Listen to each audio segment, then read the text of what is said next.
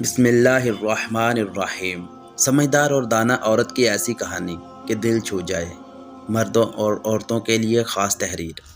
کسی جگہ ایک بوڑھی مگر سمجھدار اور دانا عورت رہتی تھی جس کا خامد اس سے بہت ہی پیار کرتا تھا۔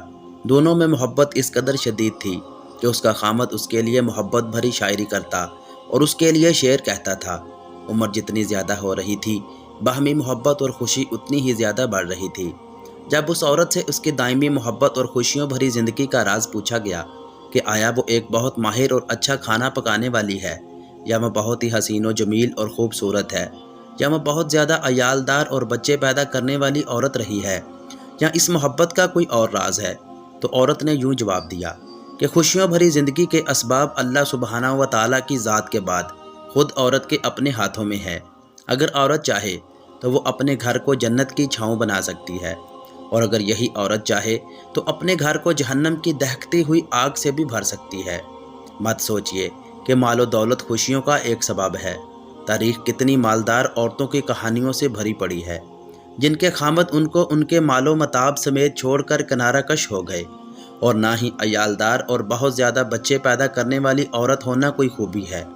کئی عورتوں نے 10 بچے پیدا کیے مگر نہ خامد ان کے مشکور ہوئے، اور نہ ہی وہ اپنے خاندانوں سے کوئی خصوصی التفات اور محبت پا سکیں، بلکہ طلاق تک نوبتیں جا پہنچی۔ اچھے کھانا پکانا بھی کوئی خوبی نہیں ہے۔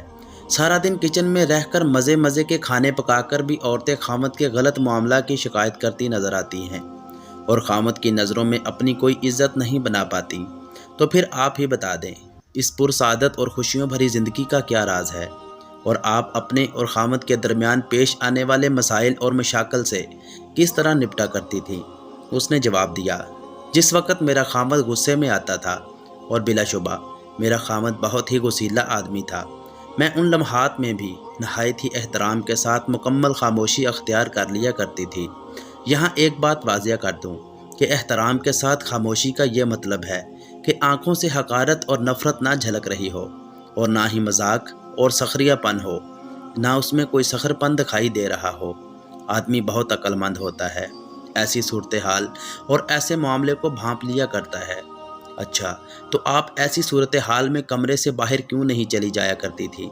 اس نے کہا، خبردار، ایسی حرکت مت کرنا، اس سے تو ایسے لگے گا کہ تم اس سے فرار چاہتی ہو اور اس کا نقطہ نظر نہیں جاننا چاہتی۔ خاموشی تو ضروری ہے، لیکن اس کے ساتھ ساتھ خامد جو کچھ کہے اسے نہ صرف یہ کہ سننا، بلکہ اس کے کہے سے اتفاق کرنا بھی اتنا ہی اشد ضروری ہے۔ میرا خامد جب اپنی باتیں پوری کر لیتا تو میں کمرے سے باہر چلی جایا کرتی تھی، کیونکہ اس ساری چیخ و پکار اور شور و شرابے والی گفتگو کے بعد میں سمجھتی تھی کہ اسے آرام کی ضرورت ہوتی تھی۔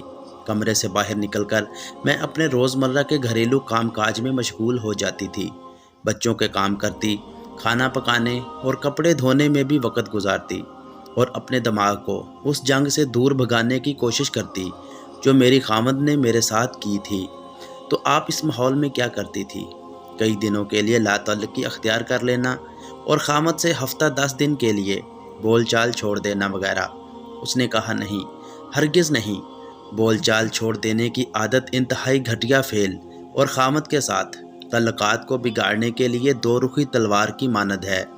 اگر تم اپنے خامد سے بولنا چھوڑ دیتی ہو تو ہو سکتا ہے شروع میں اس کے لیے یہ بہت ہی تکلیف دہ عمل ہو۔ شروع میں وہ تم سے بولنا چاہے گا اور بولنے کی کوشش بھی کرے گا، لیکن جس طرح دن گزرتے جائیں گے وہ اس کا عادی ہوتا چلا جائے گا۔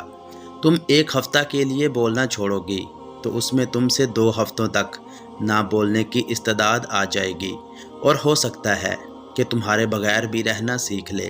خامد کو ایسی عادت ڈال دو کہ تمہارے بغیر اپنا دم بھی گھٹتا ہوا محسوس کرے، گویا تم اس کے لیے آکسیجن کی مانند ہو، اور تم وہ پانی ہو جس کو پی کر وہ زندہ رہ رہا ہے۔ اگر ہوا بننا ہے تو ٹھنڈی اور لطیف ہوا بنو، تاکہ گرد آلود اور تیز آندھی۔ اس کے بعد آپ کیا کیا کرتی تھی؟ اس عورت نے کہا، میں 2 گھنٹوں کے بعد یا 2 سے کچھ زیادہ گھنٹوں کے بعد جوس کا 1 گلاس یا پھر گرم چائے کا 1 کپ بنا کر اس کے پاس جاتی اور اسے نہایت ہی سلیقے سے کہتی، لیجئے چائے پیجئے۔ مجھے یقین ہوتا تھا کہ وہ اس لمحے اس چائے یا جوس کا متمنی ہوتا تھا۔ میرا یہ عمل اور اپنے خامد کے ساتھ گفتگو اس طرح ہوتی تھی کہ گویا ہمارے درمیان کوئی غصے یا لڑائی والی بات ہوئی ہی نہیں، جبکہ اب میرا خامد ہی مجھ سے اصرار کر کے بار بار پوچھتا تھا کہ کیا میں نے اس سے ناراض تو نہیں کر دیا، کیا میں اس سے ناراض تو نہیں ہوں، جبکہ میرا ہر بار اس سے یہی جواب ہوتا تھا کہ نہیں، میں تو ہرگز ناراض نہیں ہوں۔ اس کے بعد وہ ہمیشہ اپنے درست رویے کی معذرت کرتا تھا اور مجھ سے گھنٹوں پیار بھری باتیں کرتا تھا۔ تو کیا آپ اس کی ان پیار بھری باتوں پر یقین کر لیتی تھی؟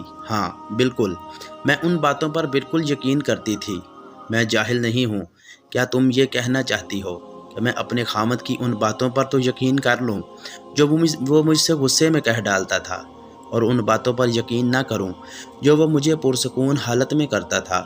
تم مجھ سے کیوں کر منوانا چاہتی ہو کہ میں اس کی غصے کی حالت میں کہی ہوئی باتوں پر یقین کر لیا کروں؟ تو پھر آپ کی عزت اور عزت نفس کہاں گئی؟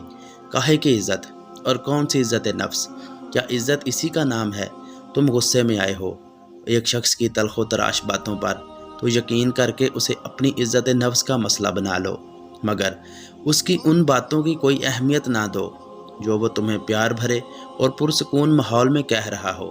میں فوراً ہی ان کی غصے کی حالت میں دی ہوئی گالیوں اور تلخ و تراش باتوں کو بھلا کر ان کی محبت بھری باتوں کا اور مفید باتوں کو غور سے سنتی تھی۔ جی ہاں، خوشگوار اور محبت بھری زندگی کا راز عورت کی عقل کے اندر موجود تو ہے، مگر یہ راز اس کی زبان سے ضروری ہے۔ تو دوستو، ایسی مزید ویڈیوز کے لیے میرے چینل کو سبسکرائب کر کے بیل نوٹیفیکیشن دبا لیں تاکہ آپ کو ہر نئی ویڈیو کا نوٹیفیکیشن بر وقت مل سکے۔ اللہ حافظ۔